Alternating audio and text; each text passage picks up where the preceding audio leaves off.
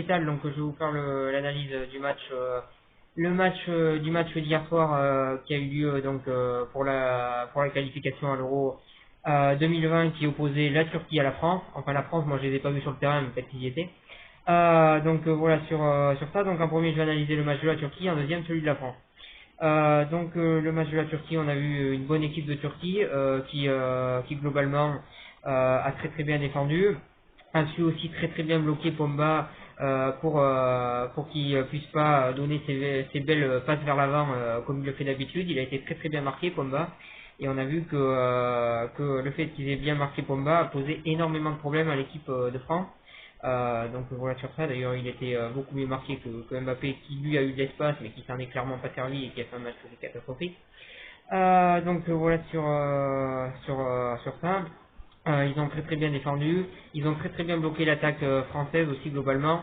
Il y a eu certes des espaces comme je l'ai dit un petit peu pour Mbappé mais les autres joueurs de l'attaque ont été très très bien marqués et ils n'ont eu aucun espace, donc c'est très très bien joué de la part de la Turquie. Donc le milieu de terrain, je l'ai dit, ils ont très très bien bloqué, le milieu de terrain français, notamment Pogba, Sissoko également. L'attaque turque s'est projetée très très vite vers l'avant. Ils ont fait des contre-attaques très très rapides. Voilà, très bon match de la part de la Turquie, mérite leur victoire. Et voilà sur ça, ils ont procédé par jeu assez rapide et ça a été très vite vers l'avant, ça a été très très bien joué et cette victoire pour les Turcs est largement méritée. Ensuite, revenons à l'équipe de France. Donc on va pas se mentir, à part Lloris, tous les autres ont été catastrophiques hier, tout simplement. Lloris il a fait son match. Sur les deux buts, je pense qu'on peut pas lui reprocher grand chose, et il a fait pas mal d'arrêts. D'ailleurs Lloris est en train de réaliser une saison juste énorme, et bizarrement personne n'en parle, je comprends pas trop pourquoi, mais bon bref. Voilà, Lloris a fait son match, a fait un bon match, rien à dire dessus.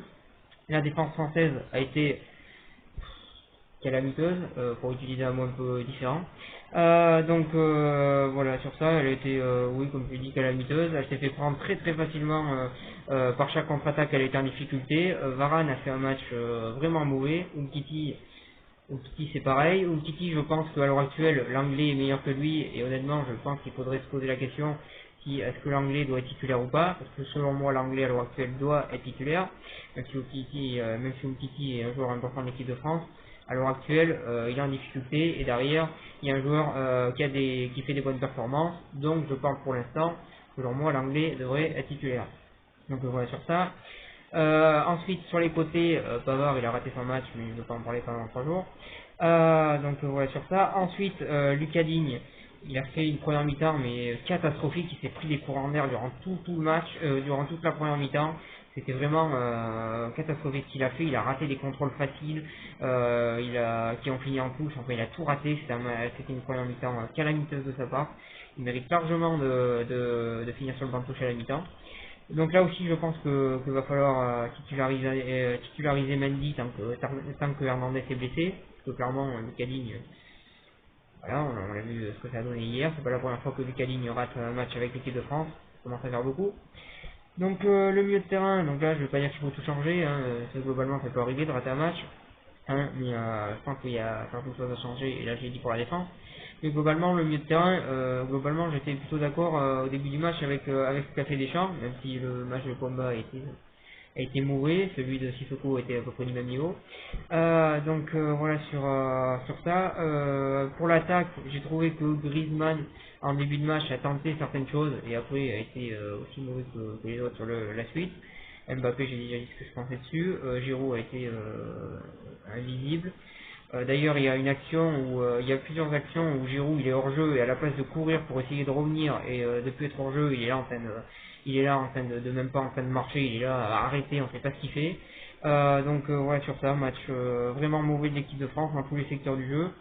Une équipe de France qui a été totalement prise par le jeu de la Turquie, qui a été en dessous de tout, qui a fait une performance de très très bas niveau. Alors ça peut arriver de louper un match, c'est quand même le deuxième qui rate, c'est quand même le deuxième match qui loupe depuis que la Coupe du Monde est finie. Le premier c'était face aux Pays-Bas, chez les Pays-Bas. Et là c'est le deuxième match, donc il va falloir se remettre très très vite en question, il va falloir se poser les bonnes questions, que ce soit Deschamps ou les joueurs. Donc voilà, il va falloir se poser des bonnes questions, il va falloir revenir très très vite. Le prochain match contre l'Andorre, il va pas falloir le louper, il va falloir le gagner, il n'y a pas d'autres possibilités. Et va falloir le prendre très très au sérieux, il va falloir bien jouer, parce que maintenant, il est grand temps de se réveiller, la Coupe du Monde c'est fini depuis un an. Voilà sur ça. Et pour revenir sur l'attaque, pour ceux qui se demandent est-ce que à la place de Matuidi il faudrait un vrai ailier, est-ce que à la place de Giroud il faudra un autre attaquant, la seule réponse que j'ai à vous donner, c'est que tant que Deschamps estimera que ce style de jeu qu'il propose jusqu'ici, le style de jeu qu'il propose jusqu'ici, tant qu'il estimera qu'il a pas envie de le changer, je pense que ces deux joueurs-là seront titulaires. Parce que clairement, dans ce style de jeu-là, ces deux joueurs-là seront titulaires et seront à ce poste-là. Parce que Matuidi peut être titulaire à un autre poste. Mais je pense que tant qu'il y aura ce style de jeu, ils continueront d'être titulaires au poste où ils sont titulaires, je peux me tromper.